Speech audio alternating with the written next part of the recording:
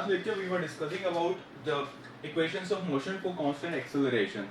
So whenever an object is traveled with the constant acceleration, how else we could find out the distance, displacement, and as well as the initial and the final velocity, and also the acceleration of the object.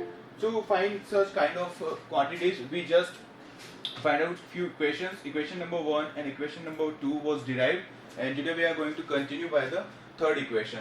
So let's just get a brief introduction and the revision for the equation number 1 and equation number 2.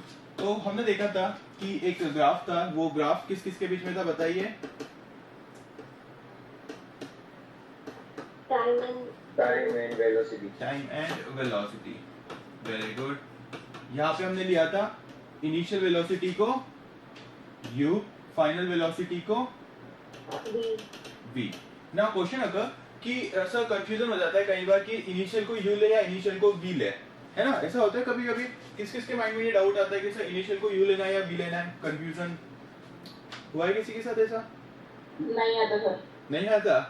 अच्छा, किसी को आता है तो बताइए, उसका फिर solution बताते हैं, और अगर नहीं आता है तो वेल एंड गुड है, कोई दिक्कत नहीं है.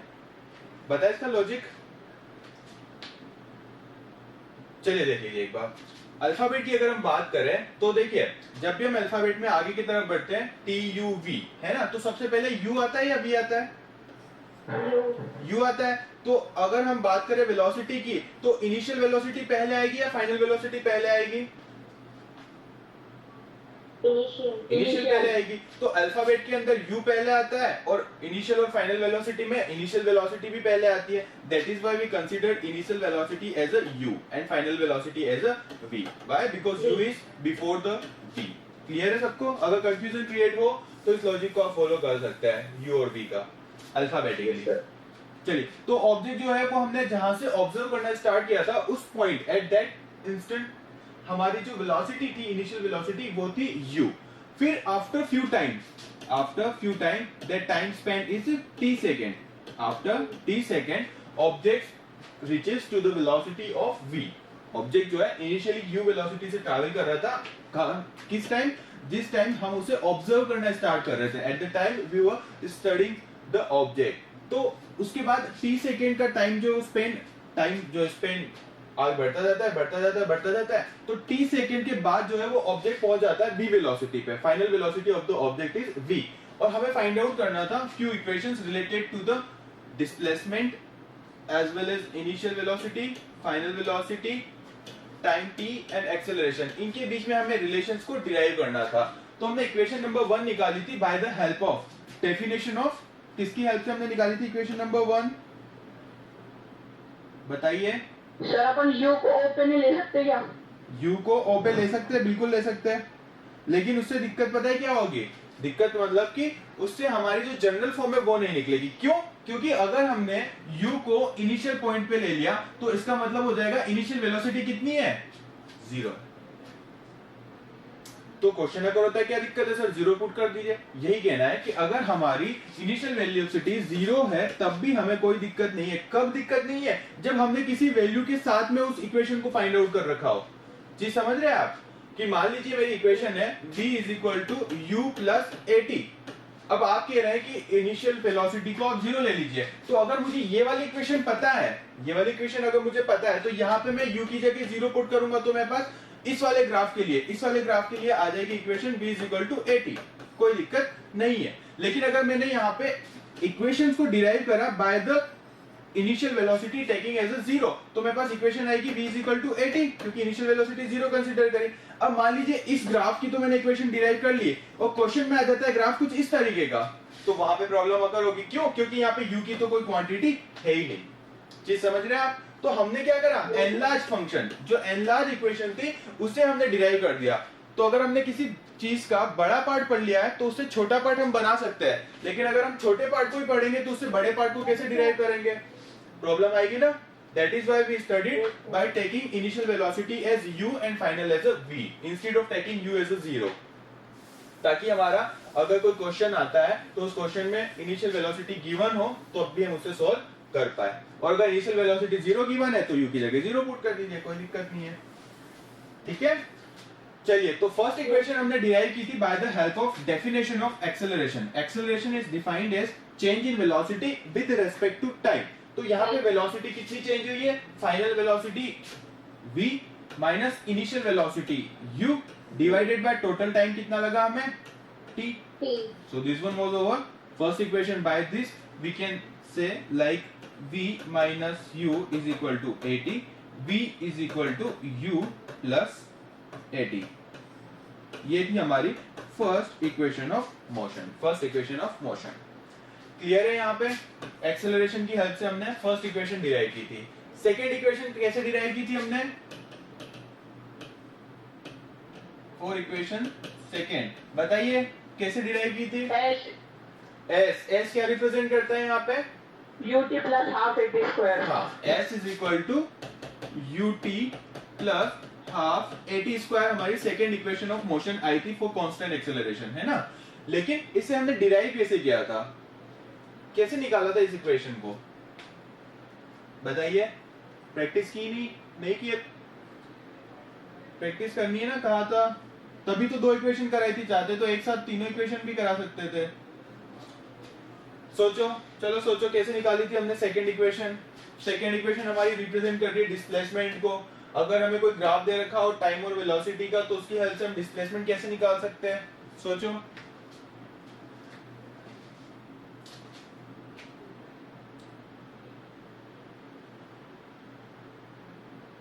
सोचो सोचो सोचो। सर शायद एरिया अंडर ग्राफ से। एरिया अंडर द ग्राफ से। जब भी हमें टाइम वेलोसिटी का ग्राफ दे रखा हो और हमें निकालना हो डिस्प्लेसमेंट, तो हम क्या करते हैं? एरिया अंडर द कर्व लेते हैं। तो यहाँ पे हमारा एरिया अंडर द कर्व निकालना है किस किस का? O A B C D, इस शेप का O A B C D, area under the curve with respect to X axis, ये निकालना था हमें। तो हमने इसे क्या कर दिया? दो पार्ट में डिवाइड कर दिया।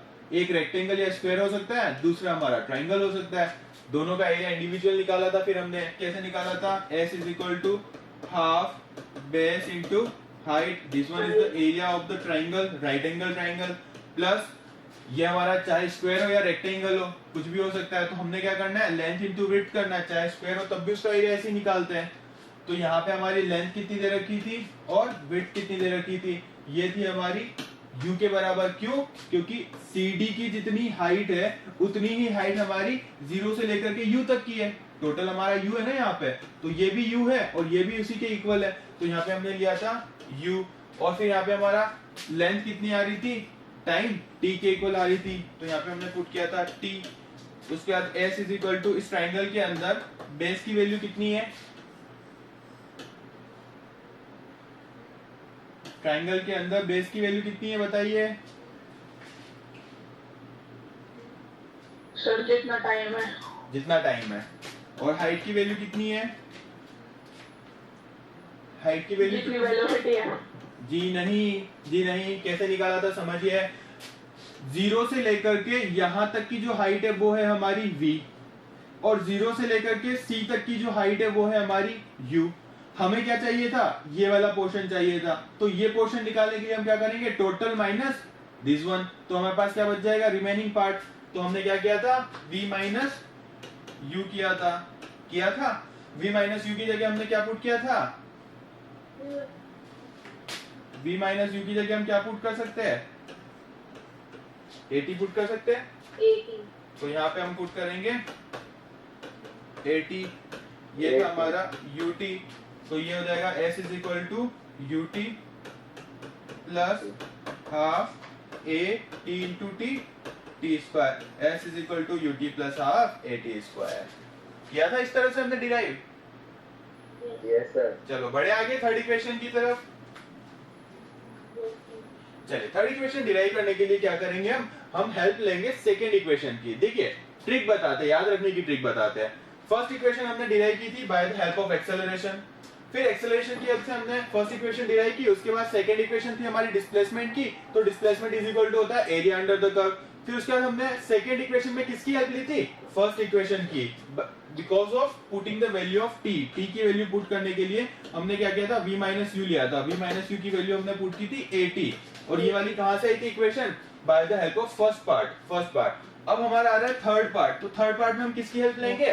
सेकेंड इक्वेशन की हेल्प लेंगे। सेकेंड इक्वेशन है हमारी s is equal to ut plus half at square, ut plus half at square है, यही इक्वेशन। अब क्या करेंगे हम? इस इक्वेशन में वैल्यू पुट करेंगे t की वैल्यू यहां से क्या आ सकती है हमारी? t is equal to v minus u divided by a। लिख सकते हैं हम t की जगह v minus u by a by the help of first equation. Yes, sir.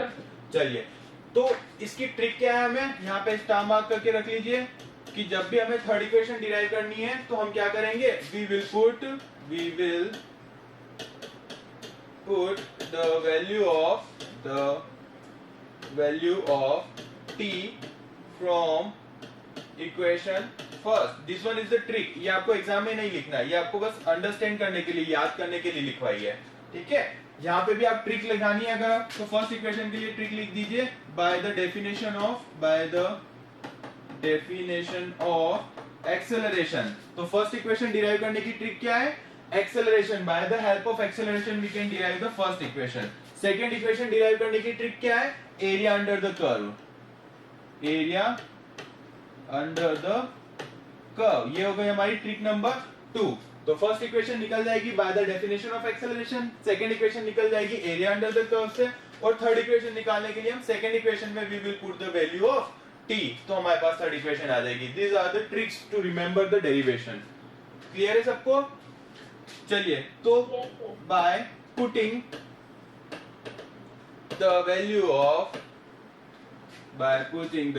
Of t from equation number 1, that is t is equal to v minus u divided by a।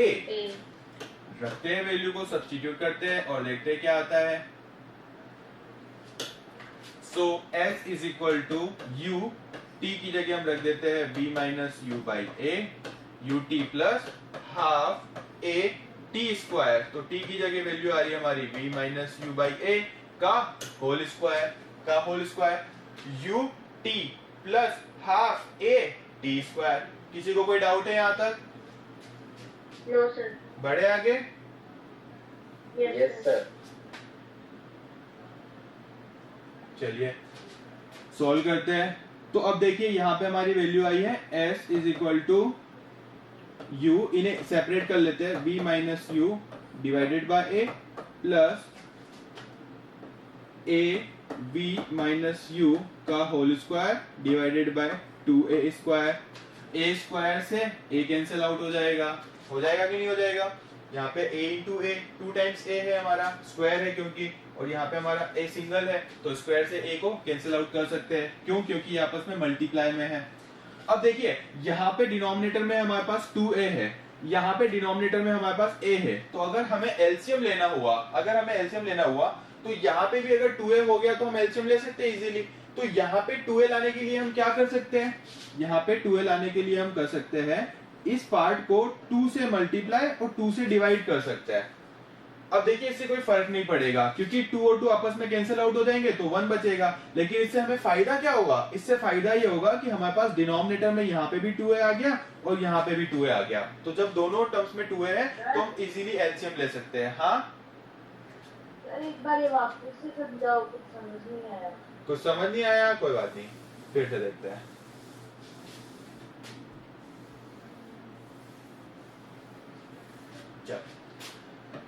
s is equal to, इस equation को हम कैसे लिख सकते हैं? देखो क्या लिखा हुआ है, u multiply by v minus u divided by a, ये लिखा हुआ है कि नहीं? है ना?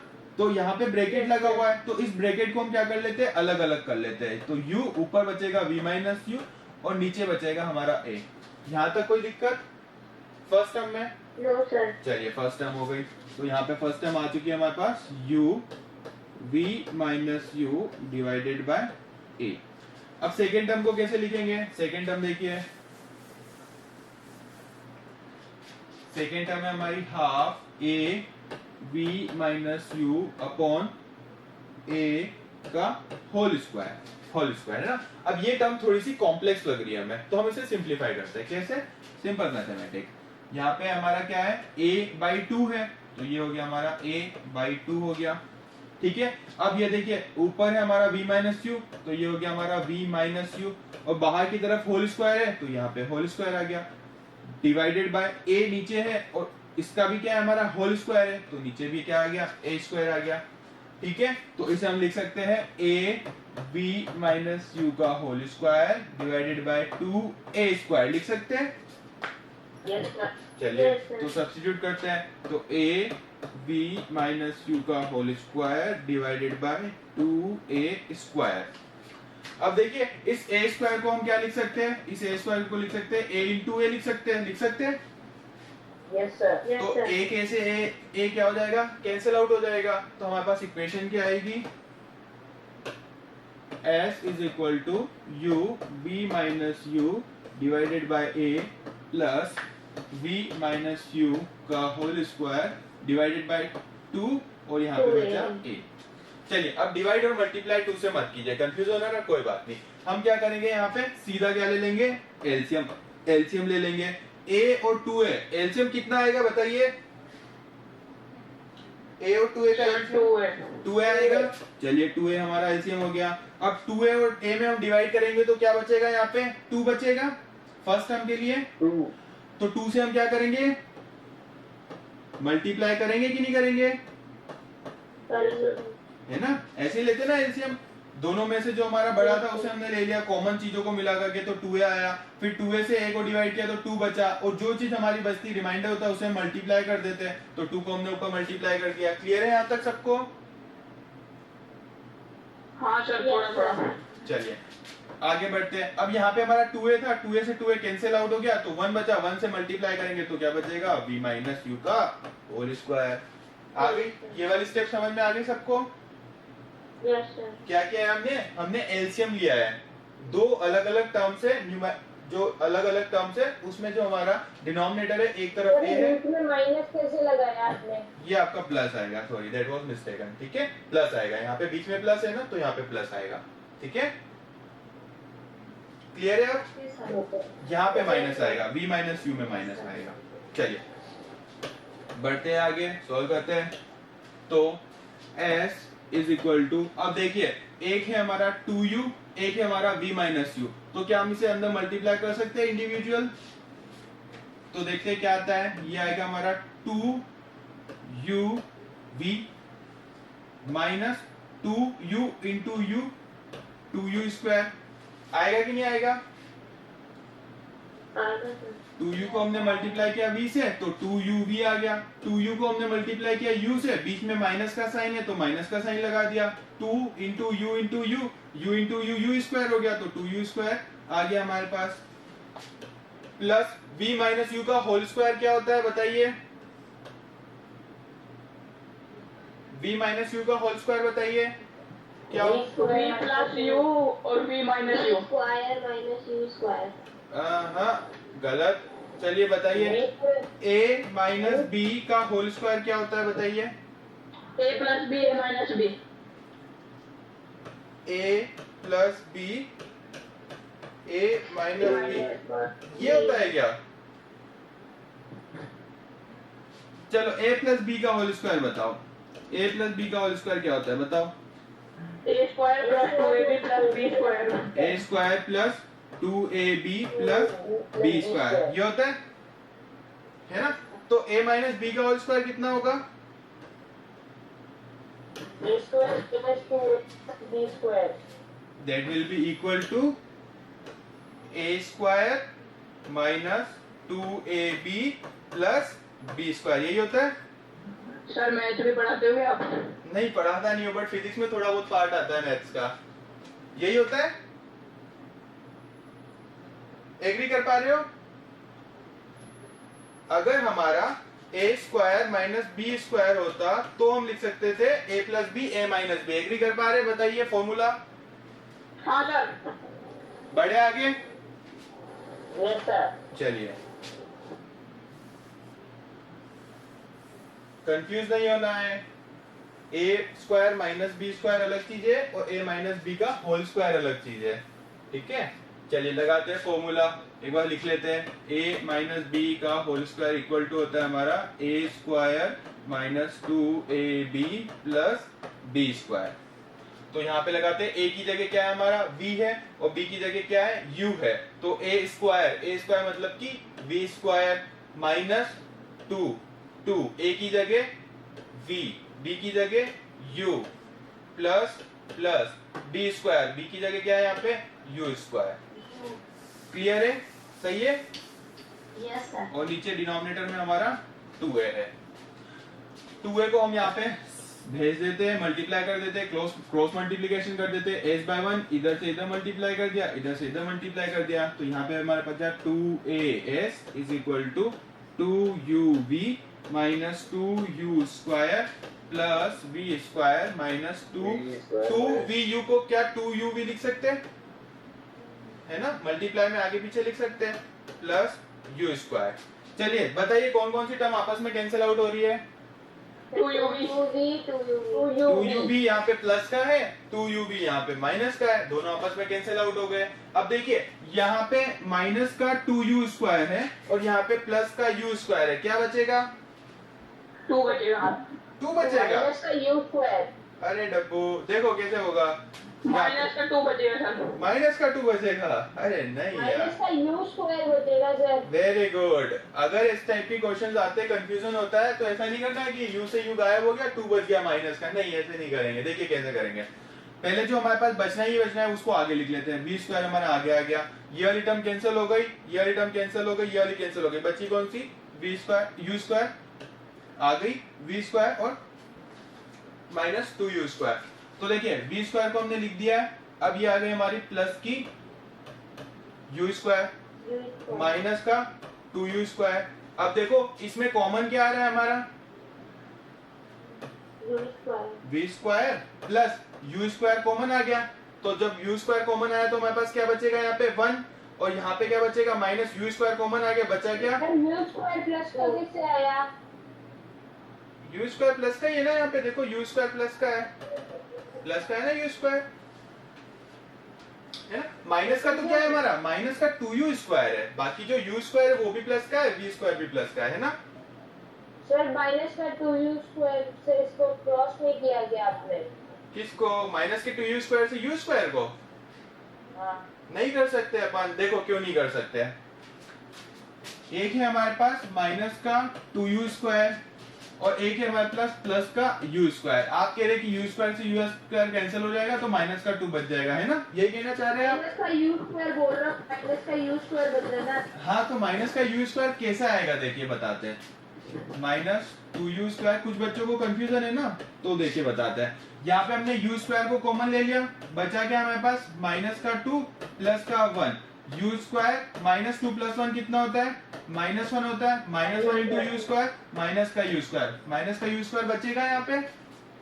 Yes sir. यही हम यहाँ पे करना चाह रहे हैं। हमने क्या किया? v स्क्वायर को लिख दिया, फिर हमारे पास है u स्क्वायर। मेरे को लगा आप 1 माइनस 2 के लिख रहे हो। अच्छा ऐसा लगा, तो यहाँ पे 1 माइनस 2 कितना बचेगा?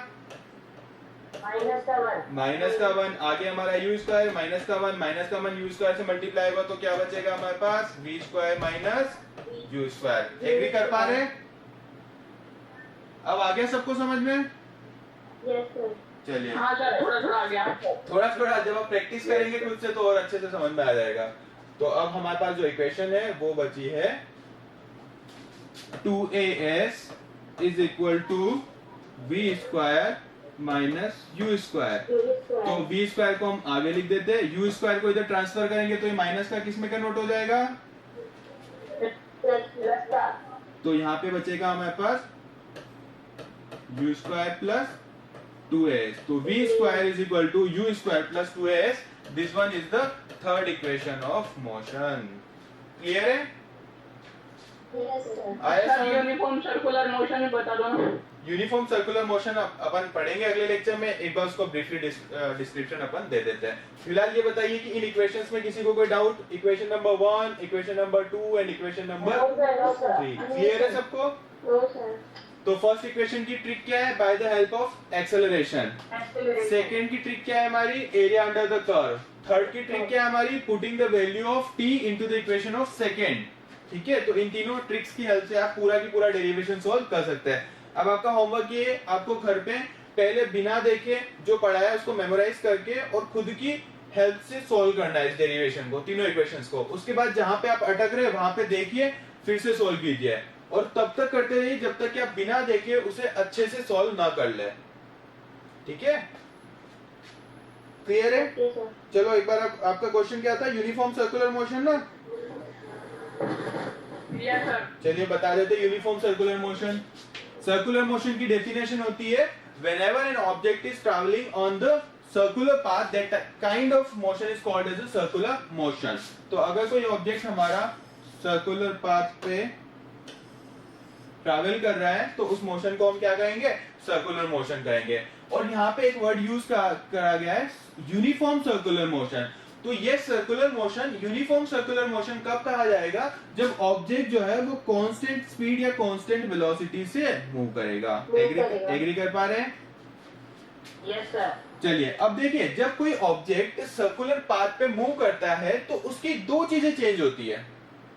उसकी क्या होती है? दो चीजें चेंज होती है। देखिए, जब ऑब्जेक्ट आपका रोड पे ट्रैवल कर रहा होता है, लीनियरली ट्रैवल कर रहा होता है या टू डायमेंशन में ट्रैवल कर रहा होता है, तो उसकी केवल और केवल क्या चेंज होती है? पोजीशन चेंज होती है। With respect to time position change होती है। Yes sir. यहाँ पे ऑब्जेक्ट की दो क्वांटिटीज चेंज होगी, ध्यान से समझिएगा। अगर वो ऑब्जेक्ट सर्कुलर पाथ पे ट्रैवल कर रहा है तो उसकी डिस्टेंस फ्रॉम द सेंटर हमेशा क्या रहेगी? कांस्टेंट रहेगी। एग्री कर पा रहे हो? जितनी डिस्टेंस यहाँ पे ऑब्जेक्ट की Yes, सेंटर sir. से होगी उतनी ही डिस्टेंस यहाँ पे सेंटर से ऑब्जेक्ट की होगी। तो चेंज क्या होगा? पहली चीज जो चेंज होगी, अगर ऑब्जेक्ट सर्कुलर मोशन में है तो पहली चीज तो उसकी पोजीशन चेंज होगी। Position with respect to change होगी, तभी तो हम उसे कहेंगे ऑब्जेक्ट इज इन मोशन। तो पहली चीज तो क्या चेंज होगी? उसकी पोजीशन चेंज होगी। और Position. दूसरी चीज जो चेंज होगी वो है एंगल। कैसे? समझिएगा। मान लीजिए ऑब्जेक्ट ने यहां से ट्रैवल करना स्टार्ट किया, ऑब्जेक्ट ने यहां से ट्रैवल करना स्टार्ट किया, ठीक है? तो ये क्या हो गई? हमारी रेफरेंस लाइन हो गई। अब ऑब्जेक्ट मान लीजिए यहाँ पे आ गया, चलते चलते यहाँ पे आ गया। तो अब देखिए, अभी ऑब्जेक्ट इनिशियल यहाँ पे था, अब ऑब्जेक्ट यहाँ पे आ गया। तो क्या हम कह सकते हैं कि ऑब्जेक्ट जो है वो -45 डिग्री ट्रैवल कर चुका है? कह सकते हैं? Yes sir. तो यहाँ पे देखिए, पोजीशन के साथ साथ उसका सेंटर के रेस्पेक्ट में एंगल भी क्या हो रहा है? चेंज हो रहा है। हो रहा है कि नहीं हो रहा है? हो रहा है कि नहीं हो रहा है? Yes sir. 45, 90 इस तरह से एंगल आपका चेंज होता है। और वापस ऑब्जेक्ट उसी पोजीशन में आ जाएगा तो उसे हम कहेंगे 360 डिग्री। जब वो पूरा सर्कुलर पाथ को कंप्लीट कर लेगा तो उसका टोटल रोटेशन कितना हो जाएगा? 360 डिग्री का हो जाएगा। तो ये अभी हमने बेसिक पढ़ा है सर्कुलर मोशन के बारे में। इसके बारे में और अच्छे से पढ़ेंगे कि इसके अंदर अगर ऑब्जेक्ट हमारा पूरा सर्कुलर पाथ ट्रैवल कर लेता है तो डिस्प्लेसमेंट कितना होगा? बताइए कितना डिस्प्लेसमेंट होगा? 2 पाई आर डिस्टेंस होगा। अरे कम ऑन बाबा, डिस्प्लेसमेंट की बात कर रहे हैं। ऑब्जेक्ट ने यहाँ से ट्रैवल करना स्टार्ट किया, घूम करके वन सर्कुलर मोशन कंप्लीट कर लिया, रोटेशन जीरो डिस्प्लेसमेंट हो गया। और अगर बात करें डिस्टेंस की तो डिस्टेंस हो जाएगी हमारी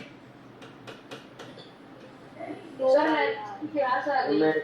हाँ। तो ठीक है, चलो है ना, अगले लेक्चर में इसको अच्छे से डिस्कस करेंगे, यूनिफॉर्म सर्कुलर मोशन को। सर एंगुलर वेरिएबल्स पढ़ाओगे क्या? बिल्कुल बिल्कुल, सब पढ़ाएंगे है ना? Okay sir. Okay, sir bye. Bye.